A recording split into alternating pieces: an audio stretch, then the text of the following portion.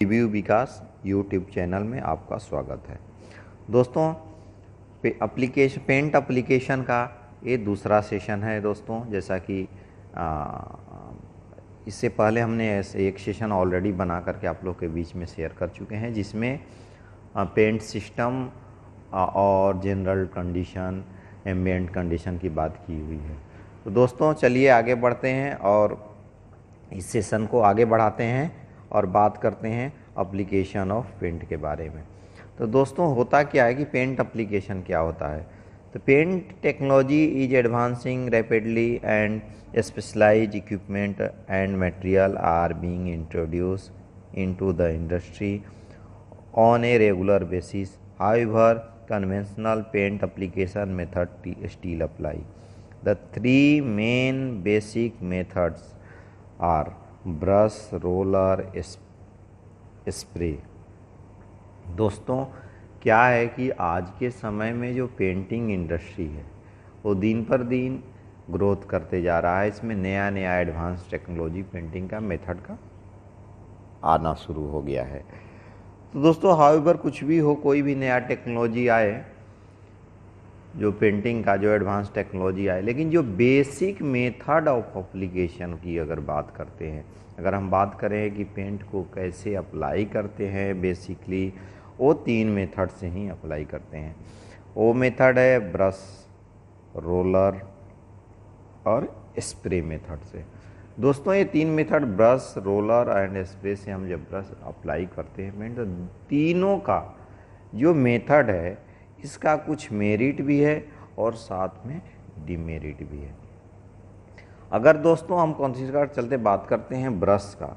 Brush क्या होता है कि ब्रश दोस्तों जो पेंट एप्लीकेशन सिस्टम का बहुत पुराना सिस्टम है, और होता क्या है कि ये जो सिस्टम है ये इसमें हम मैनुअली करते हैं। ब्रश से जो पेंट अप्लाई करते हैं वो बाय मैनुअली करते हैं। मैनुअल कोई भी पेंटर अपने हाथ से पेंट को अप्लाई करता है बाय ब्रश से। और जो ब्रश है, जो ब्रश यूज करते हैं हम पेंटिंग में, वो डिफरेंट साइज में अवेलेबल है मार्केट में। डिफरेंट साइज, डिफरेंट शेप में अवेलेबल है और डिफरेंट मटेरियल का भी अवेलेबल है। जो मेरा रिक्वायरमेंट है, जैसा मेरा रिक्वायरमेंट है, उसके अकॉर्डिंग हम ब्रश का सिलेक्शन करते हैं। दोस्तों, होता क्या है कि जो इस मेथड का सबसे बड़ा मेरिट जो है वो है कि इसमें जो पेंट का लॉसेस नहीं होता है। पेंट जो है वो लॉस नहीं होता है। इसमें जो खराब होना, बर्बाद होना, वो बर्बाद नहीं होता है पेंट। जो यूटिलाइजेशन है पेंट का, इफेक्टिव यूटिलाइजेशन बहुत ज़्यादा होता है, क्योंकि इसमें जो मैनुअली हम अप्लाई करते हैं तो इधर उधर जाने का, बाहर निकलने, अगर पेंट किसी चीज़ आइटम पे अप्लाई कर रहे हैं तो बाहर गिरने का या हटने का चांस बहुत कम रहता है। तो दोस्तों, साथ साथ इसका एडवांटेज ये है कि जो किसी भी कॉर्नर पोजीशन, अगर हम कोई भी क्रिटिकल कॉर्नर पोजीशन पे है, वहाँ हम ब्रश को सोचें तो ब्रश से हम पेंट को अप्लाई कर सकते हैं इजीली मेथड से। दोस्तों, अब आगे बढ़ते हैं, बात करते हैं रोलर। तो रोलर तो आपने देखा ही होगा कि रोलर कैसे है। हम नेक्स्ट आगे इमेज भी है, हमने एक इमेज भी अटैच किया है, फ़ोटो भी अटैच किया है, और अगर बाद में उसके बाद में आगे हम डिस्कस करेंगे कि कैसे इसको अप्लाई करते हैं, कैसे यूज करते हैं। तो दोस्तों, रोलर एप्लीकेशन क्या है? रोलर एप्लीकेशन का एडवांटेज है कि ईजी, बहुत जल्दी होता है इसमें काम का। जो ब्रश की अपेक्षा जो वर्क है वो जल्दी कंप्लीट होता है। लेकिन होता क्या दोस्तों कि इसमें जो एप्लीकेशन हम करते हैं पेंट का, तो यूनिफॉर्म होने का चांसेस कम रहता है, यूनिफॉर्म अप्लाई नहीं होता है। दूसरा क्या है दोस्तों कि अगर हम कॉर्नर की बात करें, शार्प कॉर्नर है कहीं, या फिर वेल्डिंग टो है कहीं भी कॉर्नर लोकेशन में है, तो वहाँ पे जो रोलर होता है वो रोलर के अप्रोच वो पहुँच नहीं पाता है। वो सब एरिया जो होता है वो रोलर के अप्रोच से दूर होता है, तो उस केस में हम तो अप्लाई नहीं कर सकते हैं रोलर से। अगर चलिए दोस्तों, अब बात करते हैं दोस्तों स्प्रे पेंटिंग का। तो स्प्रे पेंटिंग दोस्तों क्या है कि जो इक्विपमेंट है, स्प्रे पेंटिंग जो मेथड का इक्विपमेंट है वो दो पार्ट में डिवाइड होता है। एक कन्वेंशनल स्प्रे है, दूसरा एयरलेस स्प्रे। तो दोस्तों क्या है कि इसका भी इस भी सिस्टम का कुछ मेरिट है, कुछ डिमेरिट है।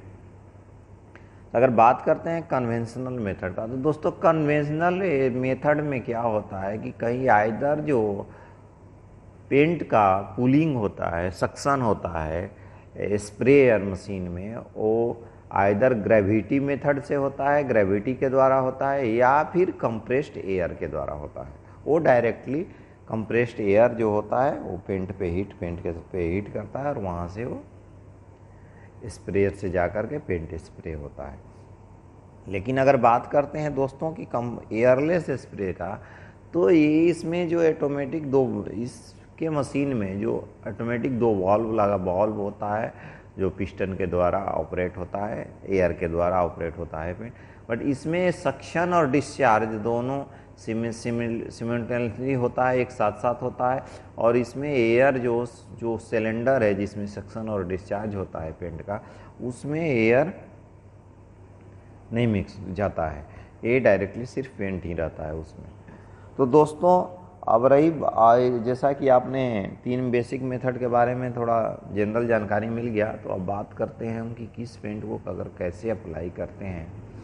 तो दोस्तों होता क्या है कि जो भी आज के मॉडर्न सिस्टम में जो भी पेंट सप्लायर है, मैन्युफैक्चरर है, वो अपना डाटा शीट प्रोवाइड करता है। मैन्युफैक्चरर डाटा शीट के अकॉर्डिंग ही हम पेंट का एप्लीकेशन, उसके मेथड से ही पेंट का एप्लीकेशन करते हैं।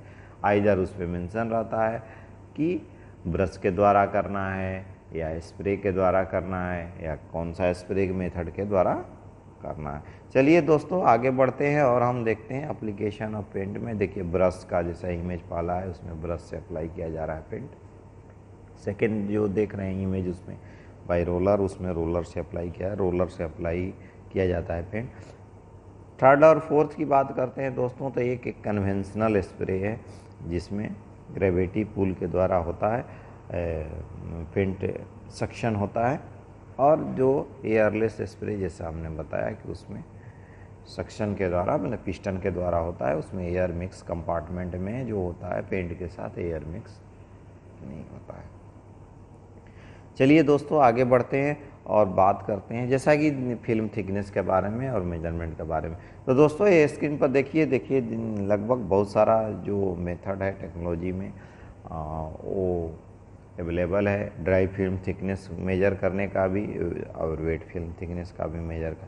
जो लेफ्ट साइड में वेट फिल्म थिकनेस मेजरमेंट, इसको कॉम्ब गेज भी बोलते हैं। दूसरा एल्कोमीटर, ब्रांड का अलग अलग ब्रांड का आता है। एल्कोमीटर ब्रांड का फेवरेट है, जनरली आदमी यूज करता है। तो देखिए इसमें जो वेट डीएफटी मीटर है, दूसरा वेट फिल्म में थिकनेस मेजरमेंट के लिए जो गेज जो होता है, और दूसरा ड्राई फिल्म के लिए होता है। दोस्तों होता क्या है, देखिए जो कम गेज जो है जो इसमें 25 to 2000 माइक्रोन तक हम मेजर करते हैं। सिमिलरली जो डीएफटी मीटर का भी एक रेंज होता है वो जिसमें हम उसका पेंट थिकनेस को मेजर कर सकते हैं। दोस्तों ये क्या होता है कि जो कम गेज होता है वो हम वेट फिल्म या पेंट एप्लीकेशन के बाद में जस्ट हम वेट फिल्म पे उसको कम्ब को रखते हैं, स्ट्रेट रखते हैं, और हम उसमें देखते हैं कि कौन सा जो कम्ब का जो रो होता है, इंडिविजुअल जो सेगमेंट है, वो कौन सा टच कर रहा है, कहाँ तक टच कर रहा है। वो जिसको टच कर रहा है उस लेवल तक मतलब समझते हैं कि उतना हमारा जो वेट फिल्म थिकनेस है।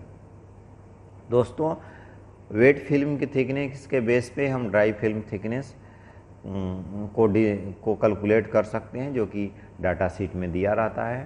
पेंट मैन्युफैक्चरर का डाटा शीट में दिया रहता है कि बेस्ड ऑन वॉल्यूम सॉलिड इस पेंट में कितना है, वॉल्यूम सॉलिड जितना है, उसके बेस पे हम वेट फिल्म और ड्राई फिल्म थिकनेस का कैलकुलेशन कर सकते हैं। दोस्तों बात करेंगे हम wet film thickness measurement type का और डिस्ट्रक्टिव टेस्ट फॉर डीएफटी का। दोस्तों जैसा हमने दिखाया वेट फिल्म थिकनेस जो मेजरमेंट का डिवाइस है जो अलग अलग है। जनरली हम eccentric wheel, comb gauge, disposal plastic gauge और stainless steel gauge supplied in 4 set in leather wallet में यूज करते हैं।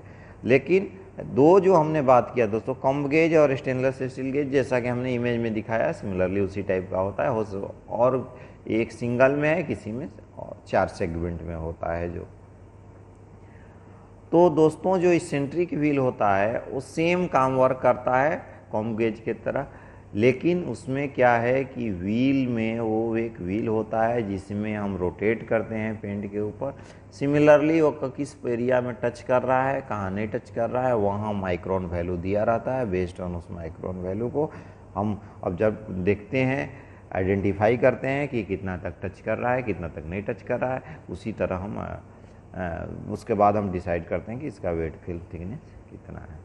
सिमिलरली दोस्तों जैसा गेज हमने दिखाया, स्टेनलेस स्टील का भी होता है और प्लास्टिक डिस्पोजल गेज भी होता है। वंस यूज करेंगे और उसको फेंक देंगे।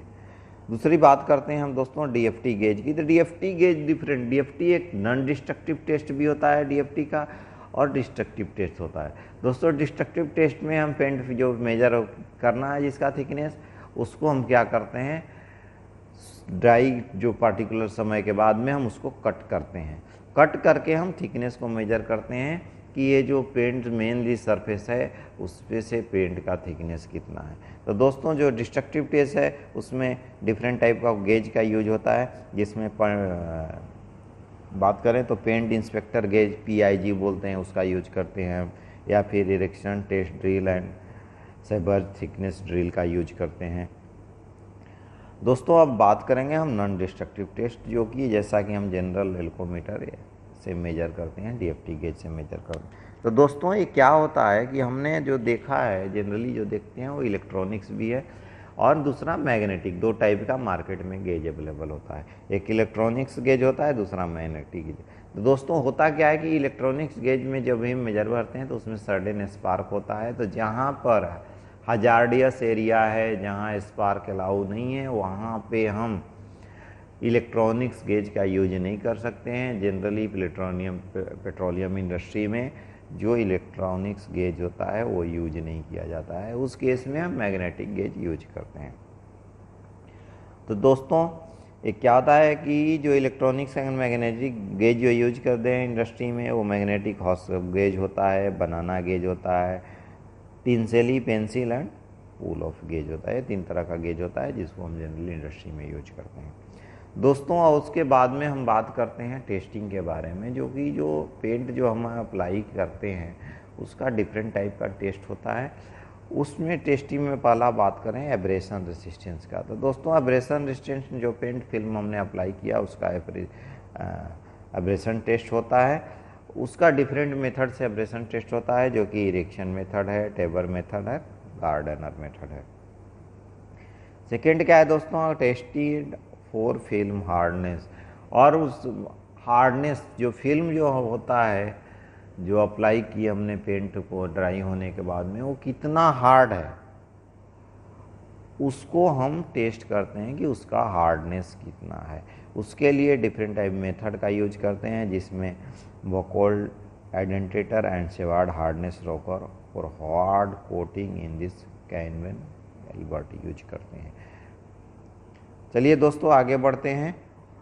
दोस्तों होता क्या है, जब पेंट मैन्युफैक्चरिंग होता है तो पेंट जो होता है मेरा डिफरेंट इन्वायरमेंटल कंडीशन को असिस्ट करता है।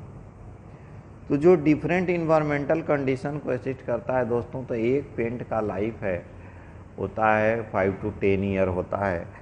तो अगर हम उसको पार्टिकुलरली हम ओपन इन्वायरमेंट में एनालाइज करने लगे तो वो तो पार्टिकुलर पॉसिबल नहीं है कि 10 साल 15 साल तक एक पेंट को हम कंडीशन में ओपन कंडीशन में अप्लाई करके सब्सट्रैक्ट पे रखें और उसके बाद में टेस्टिंग करें।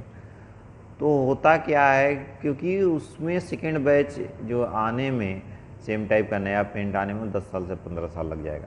लेकिन होता क्या है कि हम सेम कंडीशन को, इन्वायरमेंटल कंडीशन को आर्टिफिशियली जनरेट करते हैं और आर्टिफिशियली जनरेट करके हम उसमें जितना भी इन्वायरमेंटल कंडीशन है उसको अप्लाई करते हैं और पार्टिकुलर ड्यूरेशन, टाइमिंग जो होता है, एयर प्रेशर, टेम्परेचर सबको कंसीडर करते हैं और उस टेस्ट को कैरी आउट करते हैं। ठीक है दोस्तों, हम बात करते हैं टाइप ऑफ कैबिनेट टेस्ट में। तो कैबिनेट टेस्ट में क्या होता है दोस्तों, ह्यूमिडिटी कैबिनेट होता है, सॉल्ट स्प्रे कैबिनेट होता है, वाटर शॉक टेस्ट होता है, टेम्परेचर साइकिलिंग होता है, पोजीशन टेस्टिंग होता है।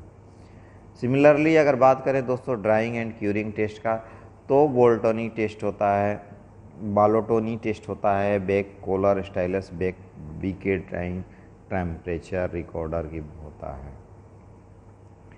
दोस्तों अदर टेस्ट फॉर ड्राइंग जो होता है मैकेनिकल थंब ड्राइंग की बात करते हैं तो जनरली जो हम लोग जो film apply second coat apply करने से पहले या फिर फाइनल हम देखते हैं ड्राई फिल्म थिकनेस चेक करने से पहले हम उसको मेजर मैकेनिकल थंब टेस्ट करते हैं। जैसे थंब का को पेंट पे डालते हैं तो इम्प्रेशन हुआ कि नहीं हुआ, अगर इम्प्रेशन हो गया तो सूखा नहीं है। पेंसिल स्क्रैच टेस्ट करते हैं, मैकेनिकल स्क्रैच टेस्ट होता है, गोल्ड लीफ टेस्ट होता है, थंब नेल टेस्ट होता है और ऑपेसिटी होता है। दोस्तों ये सब टेस्ट जो 6 टेस्ट मेथड है उससे हम पेंट का ड्राइंग टेस्ट करते हैं, जो अप्लाइड पेंट है और ड्राई हुआ है कि नहीं हुआ है। दोस्तों नेक्स्ट टेस्ट जो होता है वो एडिशन का होता है, जिसमें हम टेस्ट करते हैं कि जो पार्टिकुलर पेंट है जो सब्सट्रेट पे अप्लाई किया हुआ है वो ड्राई हुआ है कि नहीं हुआ है। सॉरी, एडिशन प्रॉपरली जो स्टिकनेस चाहिए मटेरियल के साथ वो स्टिक किया है कि नहीं किया है। तो दोस्तों उस एडिशन टेस्ट के लिए हमने वी कट टेस्ट होता है, क्रॉस हाइज टेस्ट होता है, डॉल्बी टेस्ट होता है, साथ साथ अगर बात करें तो हाइड्रोलिक एडिशन टेस्ट इक्विपमेंट भी अवेलेबल है जो कि उससे टेस्ट होता है। तो दोस्तों हमने बात कर लिया कि different type of test paint apply करने के बाद में पेंट के ऊपर डिफरेंट कौन सा टेस्ट होता है, इसको पेंट का जो क्वालिटी है इसको इंश्योर करने के लिए। साथ साथ दोस्तों ये हम बता दें कि ये जो टेस्टिंग मेथड है वो हर जगह अप्लाई नहीं होता है। जो क्लाइंट का रिक्वायरमेंट है, जो मेरा क्वालिटी प्रोसेस की ITP का रिक्वायरमेंट है, वही टेस्ट प्रोसेस उसी टेस्ट को हम कंडक्ट करते हैं। बाकी जनरली DFT वेट WFT तो सब जगह हम कंसीडर करते हैं।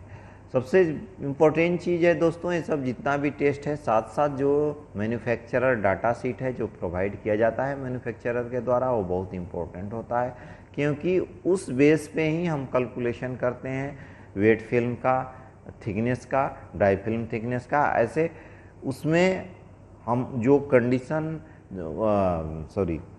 उसमें क्या होता है कि आपको दिया हुआ रहता है परसेंटेज वॉल्यूम सॉलिड और एवरेज DFT, वो सिंगल कोट DFT का थिकनेस दिया रहता है।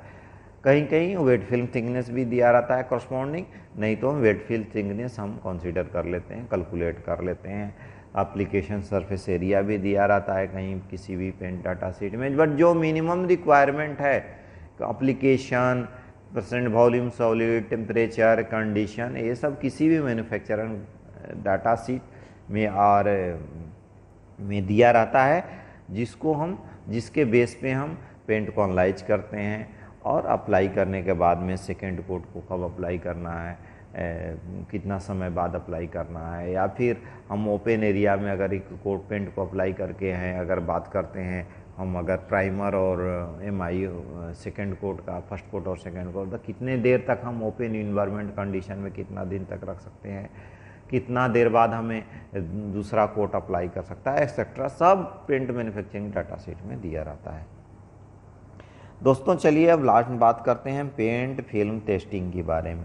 तो दोस्तों अगर पेंट फिल्म टेस्टिंग की बात करते हैं तो उसमें होता है क्या है, साल्ट स्प्रे बॉक्स होता है, वाटर शॉक टेस्ट होता है, टिपिकल बॉक्स होता है, टेम्परेचर साइकिलिंग होता है और कोल्ड चेक टेस्टिंग।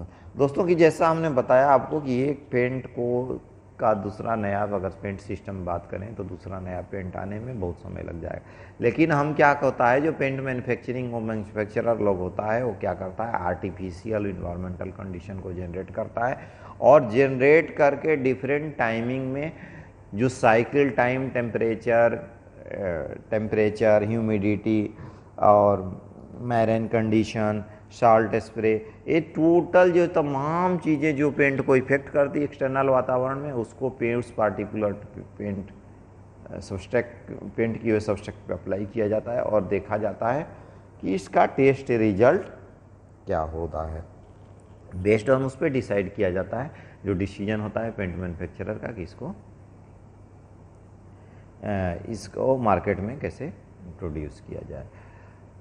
साथ साथ दोस्तों बता दें कि जो कलर होता है वो डिफरेंट कलर कोडिंग सिस्टम होता है डिफरेंट पेंट के लिए। हम उसके बारे में डिटेल में हम नहीं जाएंगे, बट आपको ध्यान रखना है कि कलर कोडिंग होता है, अलग अलग जो लाइन होता है उसका अलग अलग कलर कोडिंग होता है। तो दोस्तों ये पेंट एप्लीकेशन सेशन का ये आखिरी सेशन, पेंट एप्लीकेशन का ये आखिरी सेशन था दोस्तों। होप आप लोग को कुछ जनरल आइडिया आ जाएगा इस पेंट एप्लीकेशन सिस्टम के बारे में। और दोस्तों अगर पूरा वीडियो को देखिए, लाइक कीजिए, सब्सक्राइब कीजिए, और अगर कुछ आपको सजेशन है, आपकी तरफ से मेरे को कुछ सजेशन है, तो आपका हार्टली दिल से स्वागत है। आप ज़रूर लिखिए कमेंट बॉक्स में। तब तक के लिए ओके, बाय बाय।